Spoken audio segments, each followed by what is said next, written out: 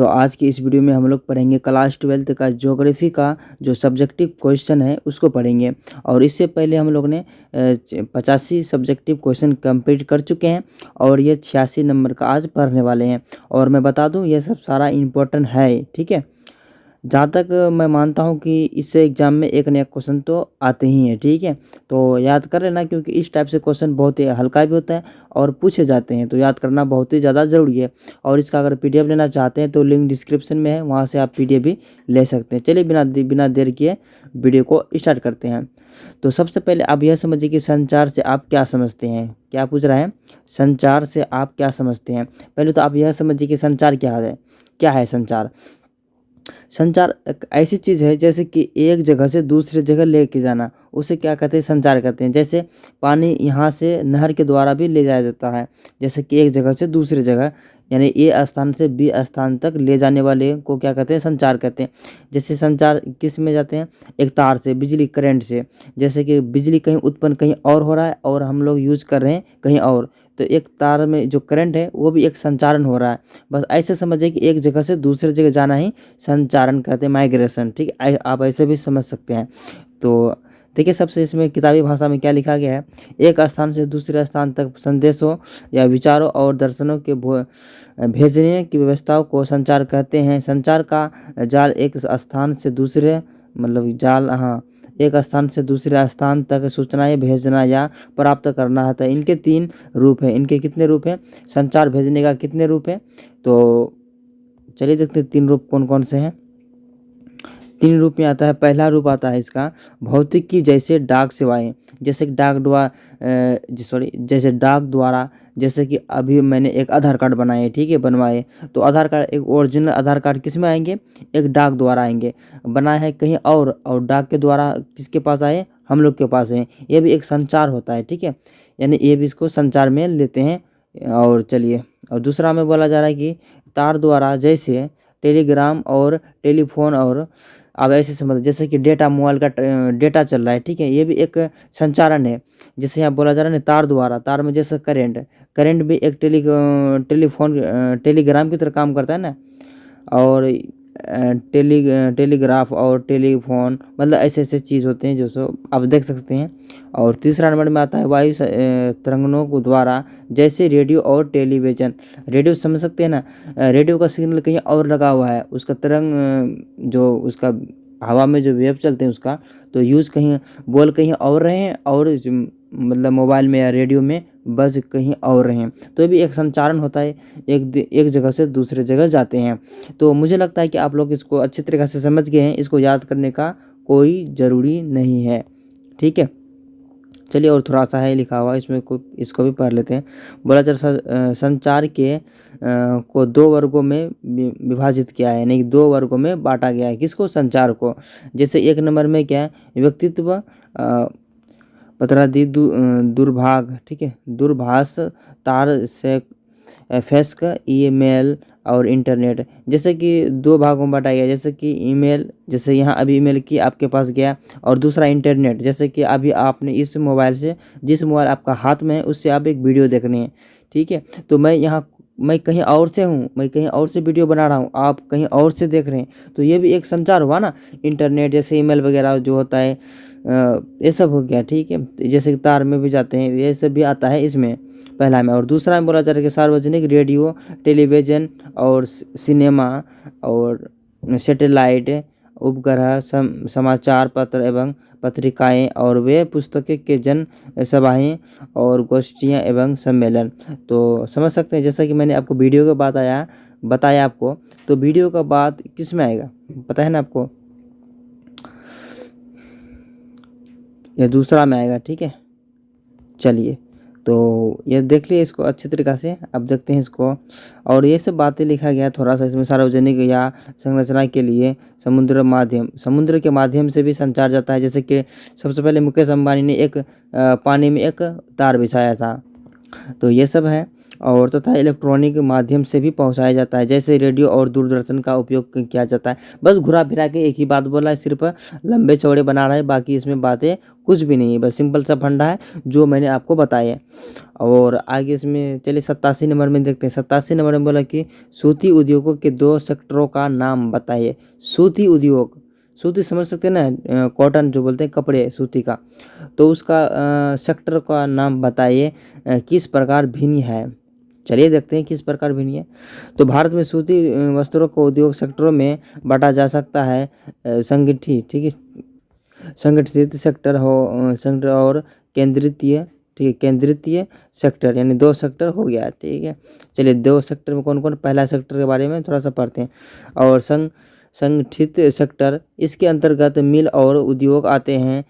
मिल के द्वारा सूती वस्त्र का उत्पादन भी 3 सेक्टरों में होता है। सार्वजनिक सेक्टर, सहकारी और सेक्टर, और निजी, निजी मतलब पर्सनल, ठीक है, बोलता है निजर मोरफ्रेंड, तो समझ सकते हैं निजी मतलब क्या होता है, पर्सनल।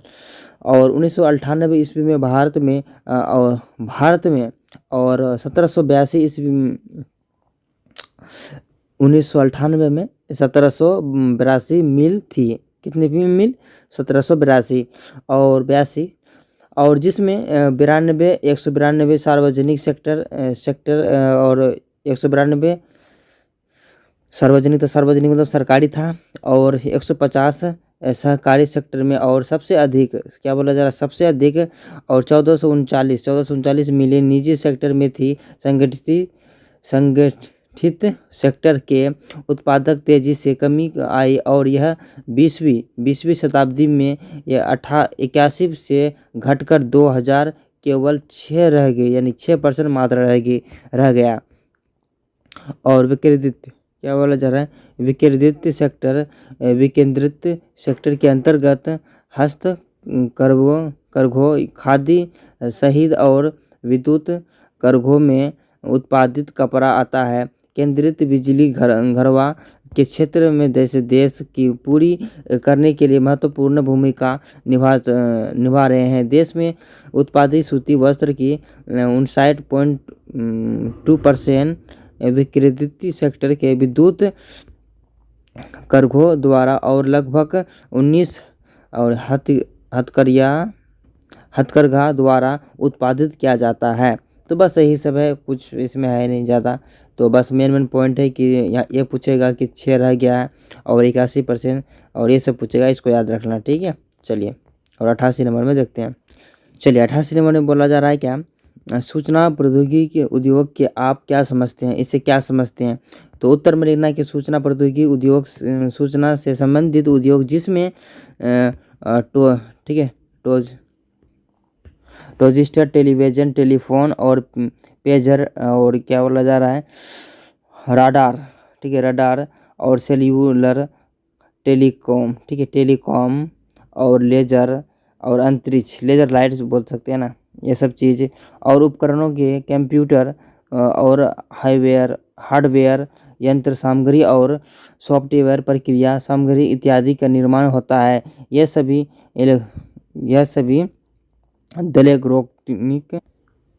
इलेक्ट्रॉनिक, ठीक है, इलेक्ट्रॉनिक उत्पाद है। अंत इस उद्योग को इलेक्ट्रॉनिक उद्योग भी कहते हैं। इसमें विशिष्ट नए ज्ञान, उच्च प्रौद्योगिकी और नियंत्रण शोध, ठीक है, शोध एवं अनुसंधान की आवश्यकता रहता है। अंततः इसे उच्च प्रौद्योगिकी उद्योग या ज्ञान पर आधारित उद्योग भी कहा जाता है। तो ये सब था। चलिए और बोला जा रहा है इसमें क्या, उदारीकरण के लाभ बताए हैं, ठीक है, उदारीकरण के लाभ बताए लिखे।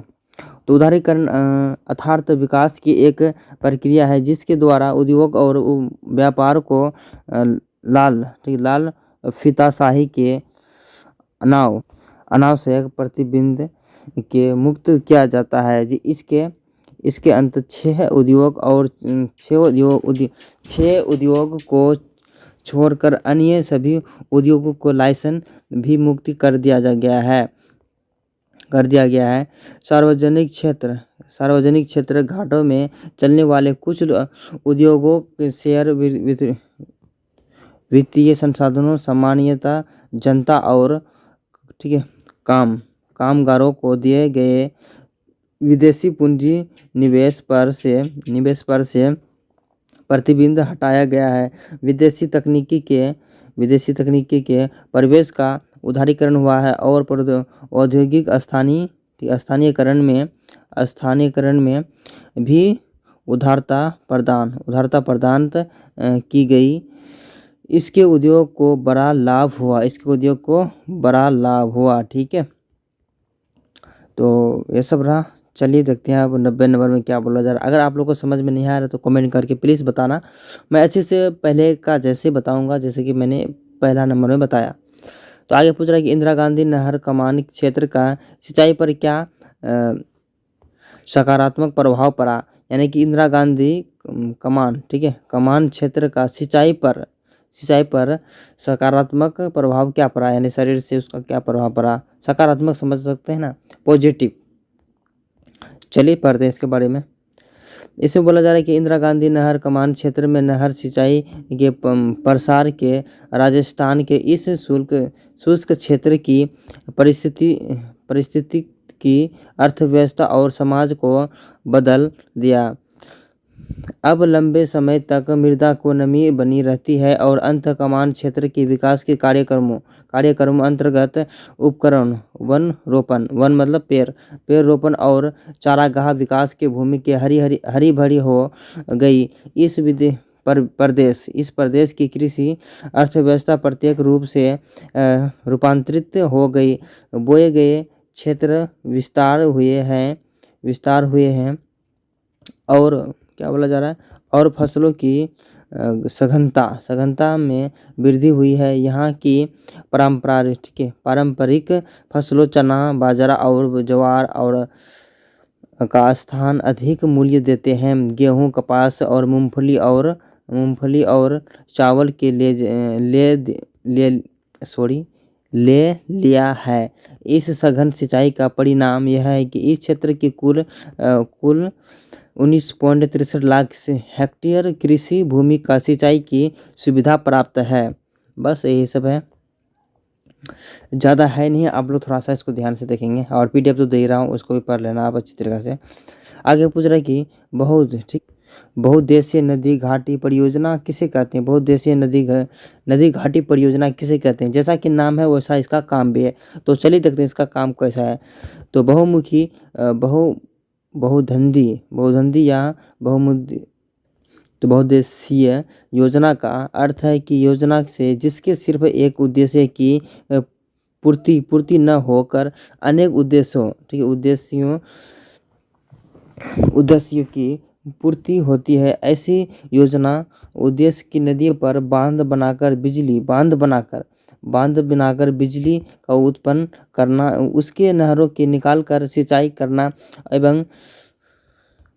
एवं यातायात की सुविधा बढ़ाना, बाढ़ नियंत्रण, मछली पालन, मिट्टी अपरदन को रोकना और पर्यटनों के लिए आकर्षण के केंद्र बनाना। मतलब ऐसे समझिए, बांध बनाकर बिजली उत्पन्न करना और वहाँ का मिट्टी में नमी रखना, वहाँ का मिट्टी का उपजाऊ बनाना। ठीक है। और भारत में स्वतंत्र प्राप्ति के बाद उपयुक्त उद्देश्यों की पूर्ति के लिए अनेक योजनाएं बनाई गई है तथा उन्हें कार्यान्वित की गई है। वास्तव में भारत मानव संसाधन के साथ साथ जल संसाधन भी संपन्न है, किंतु समुचित जल प्रबंधन के अभाव में देश का अधिकांश जल समुद्र बेकार चला जाता है और इसके देश के विभिन्न भागों में बाढ़ की स्थिति उत्पन्न हो जाती है। बाढ़ और सूखा समस्या के निपटने के लिए जल विद्युत उत्पादन की, सिंचाई की एवं अन्य उद्देश्य की पूर्ति के लिए देश में विभिन्न नदियों पर बांध बनाया गया है और जल विद्युत गृह की स्थापना की गई तथा तथा नहरों की निकाल कर सिंचाई की गई है। मतलब नहर को निकाल कर सिंचाई की गई है, उससे बिजली भी बनाए, यानी कि उससे बहुत सारा फ़ायदा लिए। तो आप लोग समझ सकते हैं। अगर इसमें वीडियो में कहीं से भी दिक्कत हो तो प्लीज़ उसको एडजस्ट करने का कोशिश कीजिए। और मिलते हैं नेक्स्ट वीडियो में। वीडियो कैसा लगा कमेंट करके ज़रूर बताना।